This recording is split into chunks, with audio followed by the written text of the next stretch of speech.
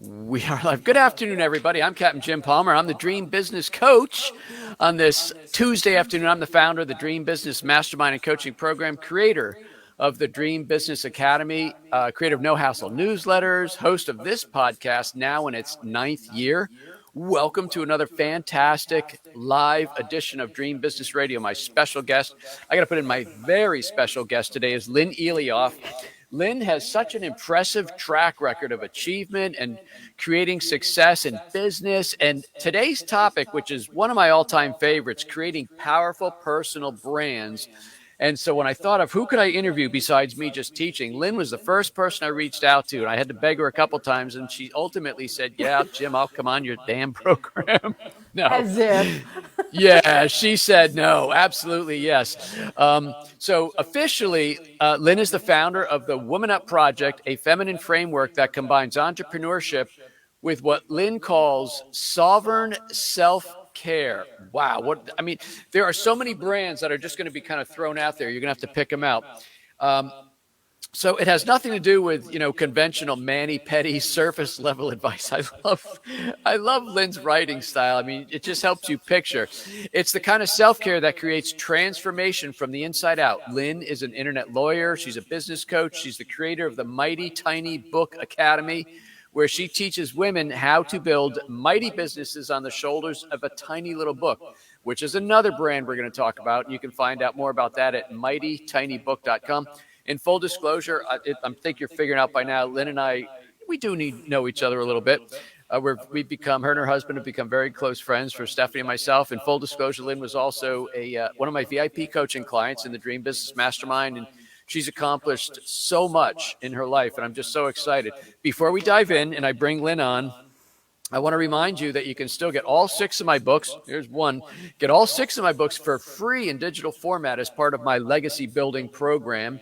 You can download them for free as Kindle books at Amazon, Nook as Nook books in Barnes & Noble. And to date, I don't get, you can also get them on the Apple iBook store. And I don't get reports from Apple or Nook Book, but I know over 30,000 Kindle books have been downloaded, which is pretty darn cool. Yes. Stephanie and I are in Marathon in the Keys. It is February 1st as we're doing this original broadcast, which you may be listening to it later.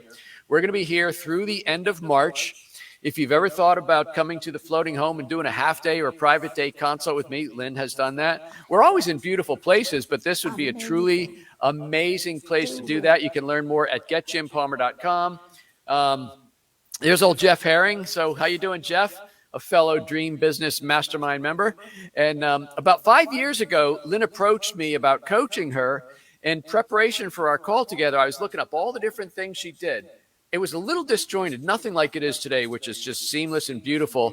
But I saw she was doing so much. And actually, Lin's first question to me was, Jim, what do I focus on?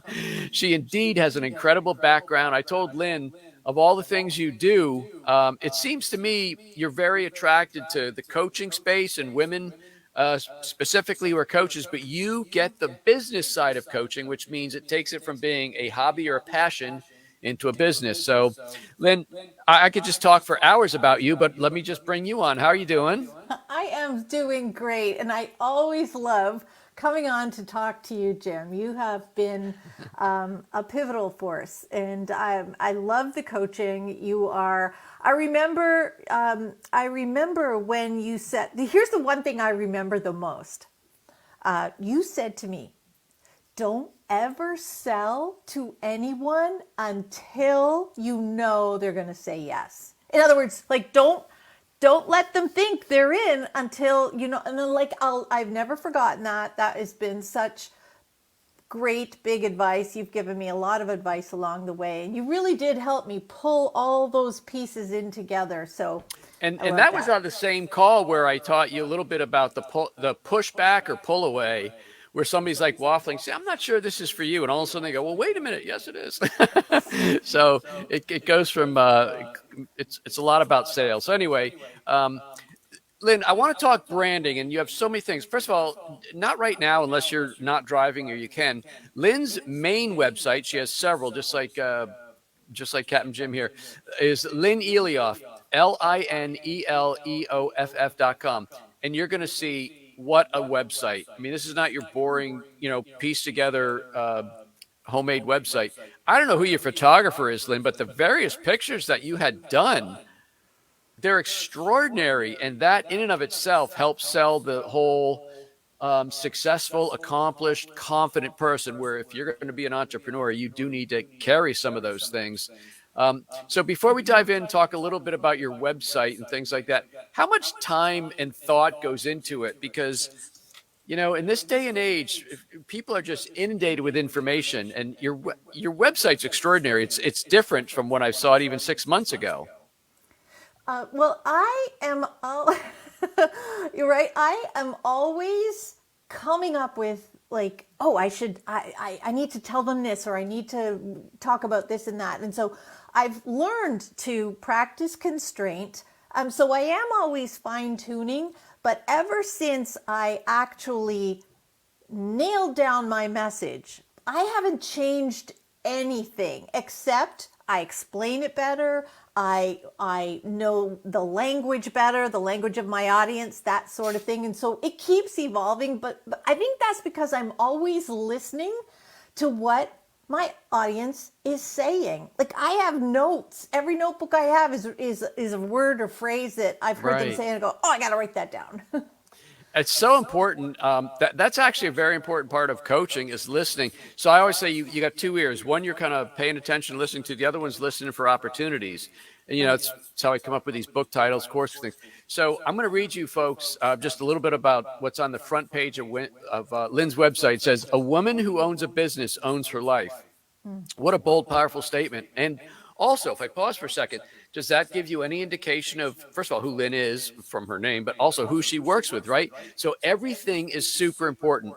And Lynn's quite an accomplished copywriter, so I'm just going to read you a couple paragraphs. "Hi there, Lin Eleoff here, author, internet lawyer, and business coach, but I want to talk about you." So she immediately pivots off of herself. Before I suspect you're a lot like me, purpose-driven, fun-loving, success-determined.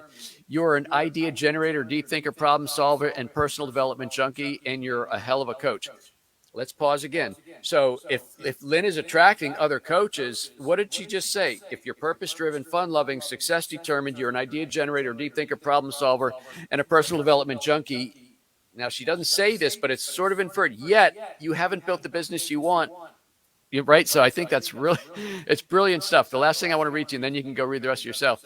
And there's an excerpt that says, "You've got this funny feeling that you just can't shake. Some tend to call it exhaustion, but deep down, you know it's something else. Something we all hate to admit, because damn it, we've spent decades putting blood, sweat, and tears trying to live up to Oprah's best life standards. So why the bleep do you feel so unfulfilled? Welcome to a place that I call the land of WTF." Lynn, I mean, it's brilliant stuff.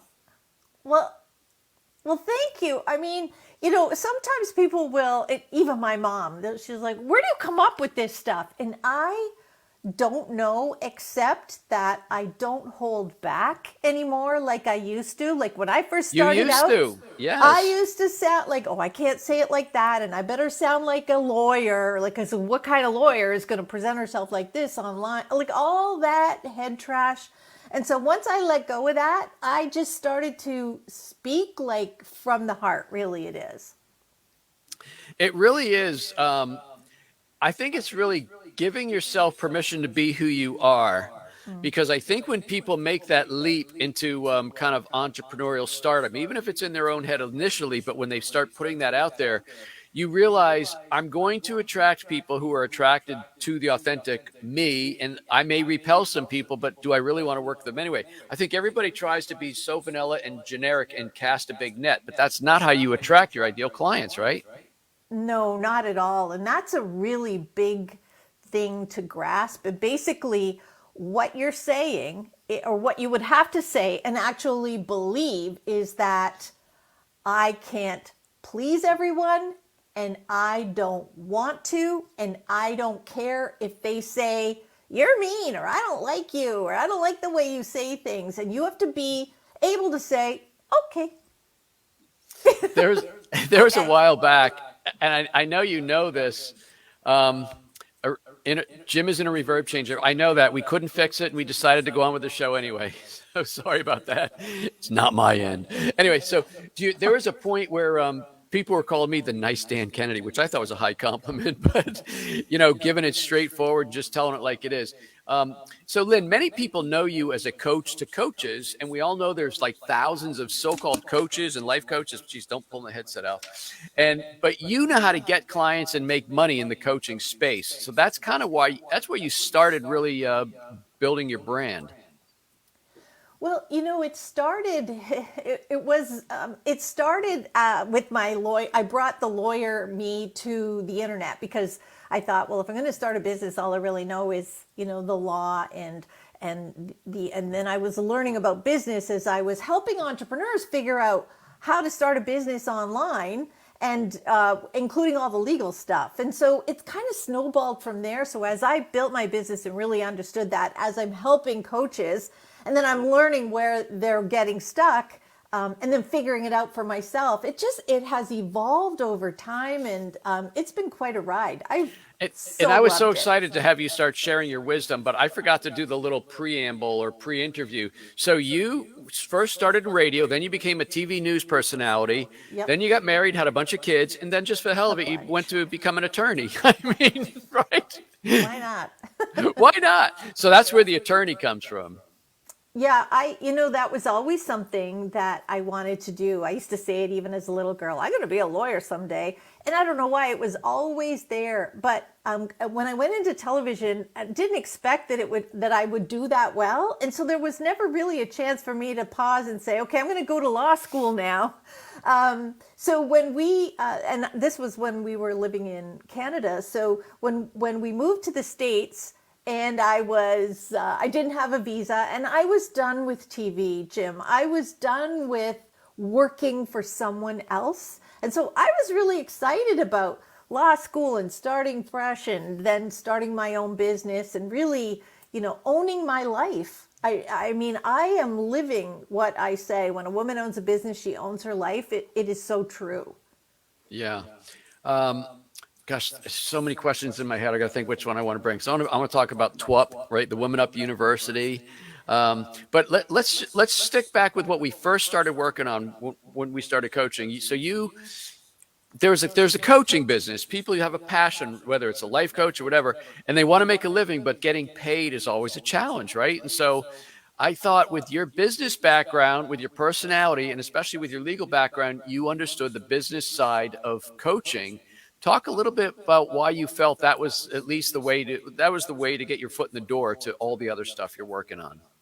Well, I don't know that it was my way to get my foot in the door. I think the legal stuff was getting my foot in the door.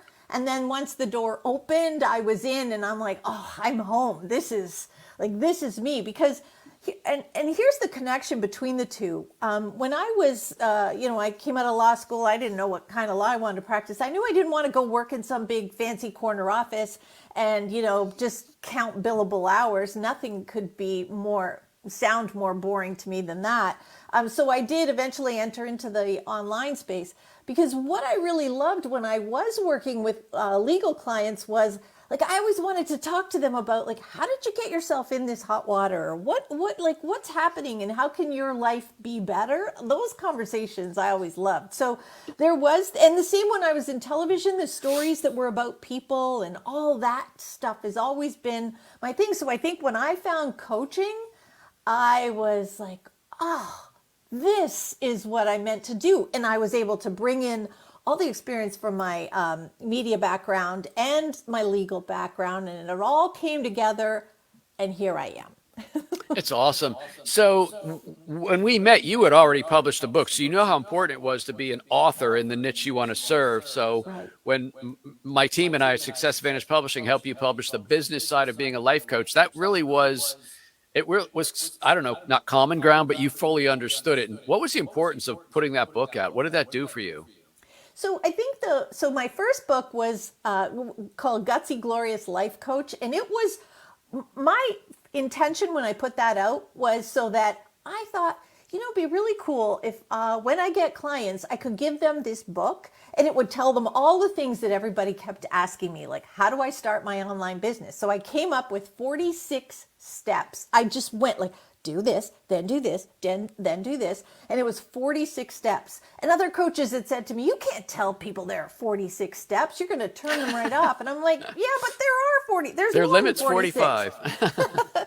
So I put that book out and I thought, okay, so this will sort of set the stage for when we do our one-on-one coaching.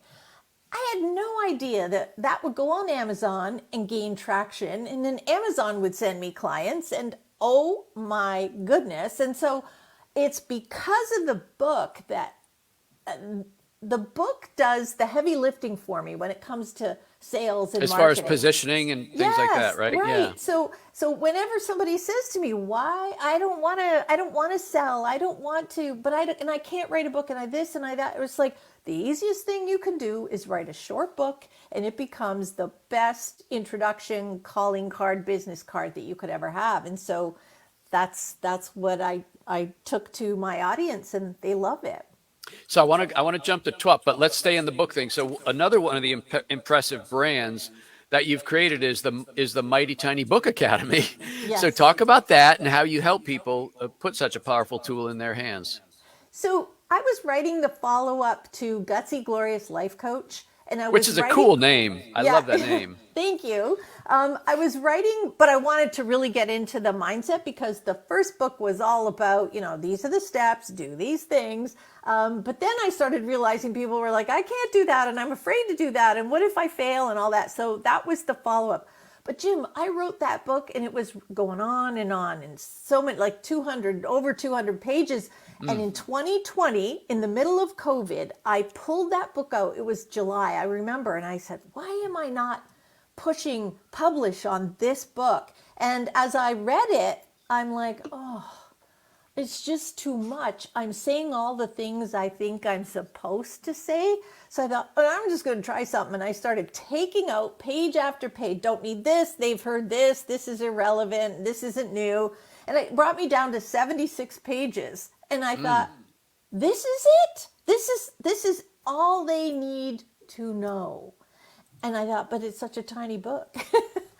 But it's a mighty book. And then I thought, this is what I can teach people how to do with my background. And if they don't even have a background in writing, I can show them how to do this. And it took off. You're 100% right, because that's our method now, with my VIP clients I'm working with today, 60 to 80 pages. If somebody can read it in like one long sitting or maybe two, there's a real good chance they're going to consume your information. If it looks like it's going to go and be like this vacation book, they're going to put it on, and who knows if it'll ever get read. So these books are really, really cool when they're short. And by the way, it also really focuses you on getting the core message out without all the bloviating. So I think there's so many things. So I applaud your effort there. I'm sure it's going fantastic. I want to, God, it's 20 after the hour. I knew this was going to go by too quick. So anyway, Lynn, in our first year together, we came up with TWUP, the Woman Up University, because you were really focused on women, right? Women entrepreneurs in the coaching space specifically. And it was an online business school that focused on, the business of being a woman in business. And one of the things we did, which I would love for you to share this story a little bit, it wasn't like this ginormous, almost like it wasn't a 400-page book in digital format. You created these short little courses. It's almost like take this class and then go to this class, etc. So talk about how we kind of stair-step people up into the bigger programs. It really was stair-stepping. The first one I remember was called Attraction. Yep. Because that is, like, if you don't know how to attract people, then you will think that you will always be thinking that you have to run out and find clients. Where are they hiding? I can't find clients. This is too hard. And so this is about attracting, right? If you figure out how to attract clients, which is about your messaging and your branding and all of that. And then from there, once you know how to attract clients, then you can start to get some traction. So that was step 2, traction, then momentum, then sales. There were 4 steps. And what was really good about that is that it kind of got everything sort of set in my own mind about how we teach our clients and our students. And so we can kind of get that clarity. And now it is all big. It is a part of the bigger picture of what I do. Right. And one of the things that happened, and sometimes we don't know what the outcome is going to be. We take our best shot, put our heads together. But you being you, we're offering courses like 97, 197, things like that. And what happened is as people started taking one and then the other, they were reaching out to you and your team for more help. Hey, I love this course, but I need help, right? And Right. that's where higher paid some clients came your way, correct? Oh, absolutely. And also too, I had to learn the lesson of, pricing and pricing not based on what I thought people would pay, but what I knew what it was worth, what I was teaching, what that was worth. And so once that, again, that's another thing that really has to click is that, I am going to teach you something that I know is so valuable. But if you don't want it, fine. You go on YouTube and try to figure it out yourself. Yeah, take forever, and that's okay because I know that some people have to go through that process, and then they often circle back and say, "Oh my God, that just about killed me. Teach me." And really understanding that that's the process that some people actually need to go through. And so I don't judge. I just say, "Look, I know this is going to work, but you have to figure that out." And so once we can do that, then we're not graspy. Sales never feels icky. It's just like you used to hate sales. You used to, oh, Jim, I don't want to sell these people, right? well, and that's because, and women say the same thing to me now, and that's because it's this thing of how we think what selling is, and I don't think I even sell, not according to my old definition of selling. It's Right. nothing like that. I often say that selling is like if you came over to my house and I had just baked some cookies and I said, "Would you like some of these cookies?" And they smell good and they look Yes. good. And they say, "Yeah, no, thank you." And I'd be like, "Are you crazy? These are the best." That's But hey, right. if you don't want to, right? Like it's like that. It is an offer. I'm offering you something that I know is delicious. Take it or leave it. I think that was a big turning point. I know it is for a lot of my clients. When you fully believe in your heart, mind, and soul, every fiber that what you're doing is good, it's going to add value, it's going to change somebody's life, improve their life, speed up, whatever that is that you're doing, Yep. then you deserve to be handsomely rewarded for doing that. They just have to understand it's not being paid by the hour, it's being paid by the transformation that occurs when they work with you. Yes. And when people get that connection, so when they initially were signing up for the Women Up University courses, and then you really helped them take leaps and bounds forward, but then it didn't provide everything, right? Not for $97. And No. then when they went to work with you, some of them resisted at first, and it's okay. Some people will just languish and try and figure it out. But then they'd come back to you and say, "Okay, I'm ready for your $997. Hold my hand and get it done" program. Exactly. If they're ready, they will come. And I think that if you're waiting there with an open heart, they can come, they can go, they can come back. They can think you're cuckoo and never want to work with you. And I'm okay with all of that. It's okay. That's right. So, Lynn, we did touch on the fact that you are a lawyer, and you created this kit, internet marketing. Excuse me, not internet marketing, internet lawyer kit. Cover your assets online, right? And it's Yes. because I think the online world, probably, I don't know if it's more today or less today, but it's very much the wild, wild west. And people think you put stuff up there and it's protected or different, or you're allowed to use these pictures or whatever. So you created this whole toolkit, which, Yes. as you describe it, keeps a lot of legal jams. Yes, I call it the DIY Legal Toolkit, and it's on my website, coveryourassetsonline.com. And you're right, the online part is important. And when I came online, I realized that people, the first thing they would say is, I can't afford a lawyer. I don't want to hire a lawyer, all that stuff. And I thought, fine, well, I'm going to create this toolkit. And the tagline, so it's a DIY legal toolkit. And my tagline was created by a lawyer so you don't have to hire one. And you could do everything. Yeah. You could do it all yourself. I said, these are all the things you actually can do yourself, no matter how long it takes you. But here's something you should not do yourself. This is where you have to hire a lawyer. And I told them that too. So that was kind of fun. I enjoyed that. So I just put this up there. Another friend of ours, another coaching member, Craig Valine. Why did his Hi, picture up? Craig. There it is. Um, Craig, as you know, is also a prolific copywriter.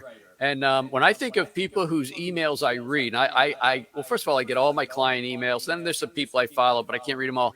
But I always read, or even fast read, your emails, and I read Craig's emails Yeah. because they are, in my opinion, the epitome of engaging conversation where you want to know what did he mean by the, or what did you mean by the subject line. The subject line reels you in, and then you start going.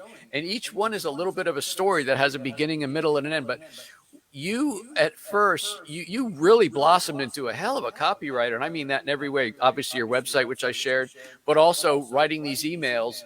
And there was a point early on where I had to cajole you a little bit to email more often, but you email frequently, right?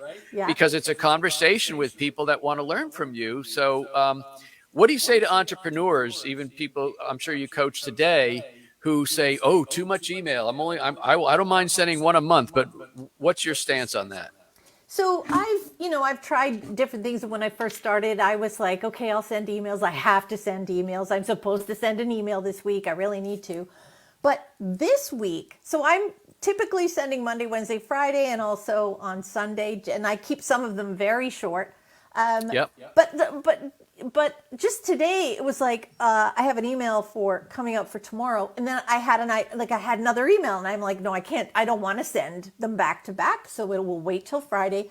But again, Jim, that's a thing. When you get your messaging, your branding, you know what what your audience is expecting from you, then you just stay focused on that. You could write all day. You can write a book. You can write blog posts. You can write emails.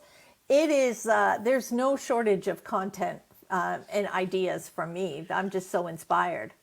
Yeah, here's a fellow VIPer, Jill. Hello, Jill. Hi, Jill. Boy, this is like a old time club here. Not old, didn't mean old. So Lynn, Lynn, I was talking to Jill. So Lynn, your blog, nothing escapes a good brand. Your blog is called Lynn Out Loud. I mean, it's not just blog, it's Lynn Out Loud, right? Yep. That's what I mean. There's so many brands that are just part of your brand. Yeah. I won't create a better word than that. So how often are you posting to your blog? And where do you come up with the inspiration for your blog posts? And So I think the blog posts are often inspired by my own journey and my clients. And if I'm hearing or reading or seeing the same type of thing people are going through, then, and I may not even agree with what some of the gurus are saying, how they're supposed to do it. So I'm like, no, this is how. Some women need to hear this. Like, for example, today on our coaching call, one woman said, I'm just so bogged down and I'm not inspired. And I just feel like quitting and blah, blah, blah. And I said, how come? And she said, because I'm not getting subscribers. And so we went into this whole thing about I need subscribers. That's what everybody says. I need to build my list. I need to build my list. And she was focused so much on building her list that she wasn't even enjoying her business. And I said, how about if then we brainstormed, like, what does she want to do? And now she's off to do write her book and write blog posts. She loves to write, but now it's not like, oh, I have to write this. I'm supposed to create content and now she knows that she can serve herself. I think that's it, Jim. I think it's like when I'm writing, I'm also writing for me or the part of me that didn't know this and wish someone had told me this before. Like there's so much, we actually have way more to talk about and write about than we allow ourselves because we're so worried. What if they don't like what I think? I think some entrepreneurs, especially newer ones, every moment, everything they do in their business, they put this weight on it, like it's make it. If I can just write a blog post, it's going to make people go, oh God, please take my money, right? Every blog post, every video, every speech, every presentation, everything is just like make it. And it's not that. It's a series of events. Each marketing is an event on multiple platforms, different platforms simultaneously, not sequentially. And each one just continues to build the building blocks of trust, credibility, and value. And that's when people eventually will say yes. But so I think you first of all, stop taking yourself so seriously. Recognize, Lynn, you know this story because you came to a lot of my events, but when I was growing No Hassle newsletters, I was around 60 members, and I really wanted to get to 100 and then just keep going from there. But a guy said, the mentor said, Jim, do you think you're saturated? Or, no, I don't think so. He goes, do you think you could find just two small business owners, two in each state? And so it's 50 states, so two in each state. Well, yeah. I mean, there's obviously two small business owners in each of the 50 states that could use No Hassle newsletters. He goes, there's your 100. Just go get them, right? And get them one at a time. And stop thinking, I got to sign. If I don't sign 100 by February 14th, I'm dead. So, it was. And one of my VIP clients today, we're talking about whether or not how narrow we should niche down the marketing. And I think that the narrower, the better, because you're going to just ultimately attract the people you want. But then we also revisited the ultimate goals, which is somewhere between 10 and 20 of these high value clients a year. So 10 and 20, you can afford to niche down. So I think you just said, which kind of sparked this memory of mine, is the more you niche down and understand what your goals are, the easier it's going to be to pontificate. How's that for a word? I know you didn't use that one. Yes, I think so.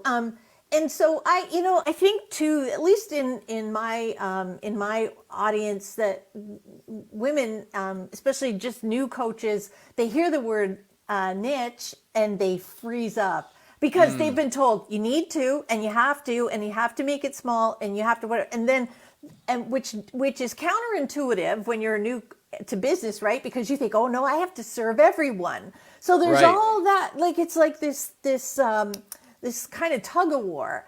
And so now I think one of the best things you can focus on is you and who you are and how you can stand out in the crowd, in a crowded sea of coaches online. Like, what's going to make you different? And I think that your messaging, what your values are, letting people get to know you, showing some of your vulnerability, because it's like, oh, I want to work with her because she sounds a lot like me. She's gone through it, been through it. I like her values. That is what I think will help you really find your niche. When you step out, it's 4:33, so we got to jet in a couple of minutes here. Thank you for staying long. But when you advise one of your clients to put themselves out there, create this brand, because on one of the pages of your website, you got your feet up in the desk, and it's the cameras in front of your shoes, and they're like sparkly, like long, high heel shoes, fancy shoes, the kind I don't wear. And then there's others, and I'm like, this is so out there, but it's Lynn, right? Do you ever worry that people aren't going to, how are they going to resonate with that? Then you got pictures like around the city, you're standing like this in front of some building. I mean, you have so many different shots, and each one of those, I want people to understand everything about your website, your brand, the pictures, the messages, it's all creating an image and a brand. Was that hard for you to do? Because you're like really out there in a fun, big way compared to even, a couple of years ago. No. Okay. So you were well, again, you were a TV personality and everything else. So you probably, but maybe. How about your clients? Yes. So, I get that. No. So let me take that back. I was being facetious. Okay. I mean, but now, no, not hard at all. I am like, this is me, feet up, sometimes really fancy, other times. I think that's a reflection of my clients. Like, we're all like, and some days pajamas on the bottom and all dressed up on top, right? Yeah. All of that. And I think that's really important. But when I first came out, Jim, it was like, I need to look like a lawyer. And oh my God, I saw my old website recently. I got to put that up somewhere. It is so bad. I look like such a lawyer. Nobody would ever want to hire me. Not to do what I wanted to do, what I want to do today. I couldn't use that. Oh my goodness. So Lynn, we got to wrap up, and your audience is certainly a lot like mine, new or newer entrepreneurs, those seeking faster, higher levels of growth. So if there's a good piece of information or encouragement that you could share about what you've learned and in your short time being an entrepreneur, I wasn't going to say in all these years, but what you've learned from your incredible entrepreneurial journey, what would you say to inspire them? Well, gee, Jim, it's been a decade. I've been doing this for, it's been a while that I've been doing this and loving it. But I think it's like all the stuff that we've been talking about and And I know that people have heard some of this, but I would say go back and listen to the conversation that you and I just had, because I think all the secrets are in there. And to sum it up, it is about how do you get it so in touch with you and who you are as a human being who is intending to be a business owner, and then go out into the world authentically you. The more you can do that, then the more you can feel so good about whether you put your feet up on a desk or not. You're you, and people want to be with you. Yeah. Sparkly stiletto heels. Yeah, right. There you go. That's right. Lynn, what a treat and a joy. Thank you so much for coming on. Hey, everybody, give some thumbs up, make some nice comments. If you're watching this on replay, say hashtag replay and give Lynn a compliment. I really want you to go check out lineleoff.com, LINELEOFF.com. Look at the website. Look at the first thing you see. Look at the about page. Look at the blog. Just see if you aren't drawn in. If it doesn't say, "Wow, this person's really got it all together," or successful, or whatever, and then understand that's really what you need to do. Even if that's not your style, you need to be out there in a very positive, forceful, confident manner, and that's ultimately how you're going to attract more people. Lynn, what else? Any other websites you want to share besides lineleoff.com or anything else? Yes, go to Jim's website. Go to Jim.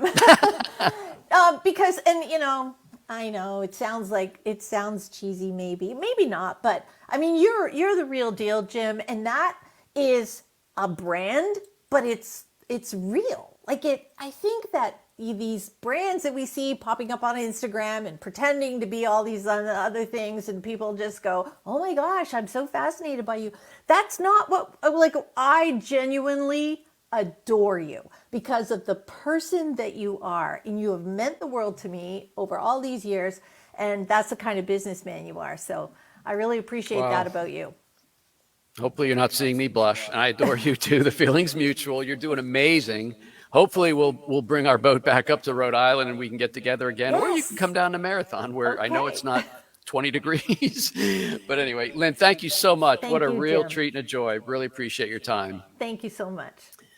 Folks, you can connect with me at getjimpalmer.com, getjimpalmer.com. If you're interested in joining about 28 other very smart entrepreneurs in the Dream Business Mastermind, go to dreambizcoaching.com, dreambizcoaching.com. And remember, get all my books, all 6 of my books, for free as Kindle, at Barnes & Noble, and the iBook store. But that's it. Until this time next week, another fantastic interview full of value, but no shiny stiletto heels. I'm Jim Palmer, Captain Jim Palmer. I don't wear stiletto heels. Lynn, thank you so much. You have a great afternoon. Thank you. Take care, everybody.